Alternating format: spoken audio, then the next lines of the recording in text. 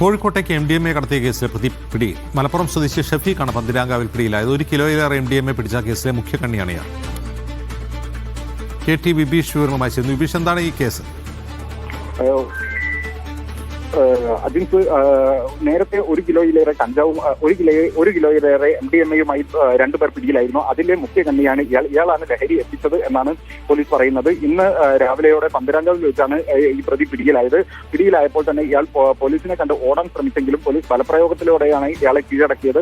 അതേസമയം തന്നെ ഇയാൾ കയ്യിലുണ്ടായിരുന്ന മൊബൈൽ ഫോൺ അത് തെളിവ് നശിപ്പിക്കാനെന്നോണം ഈ മൊബൈൽ ഫോൺ നിലത്തെറിഞ്ഞ് പൊട്ടിക്കുന്ന സ്ഥിതിയുണ്ടായി.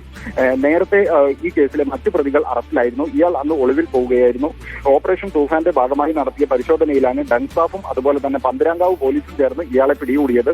ഇയാളെ അറസ്റ്റ് ചെയ്തതോടുകൂടി ഈ എവിടെ നിന്നാണ് ലഹരി എത്തിച്ചത് എന്നതടക്കമുള്ള വിവരങ്ങൾ പോലീസിന് ലഭിക്കുമെന്നാണ് പ്രതീക്ഷിക്കുന്നത്.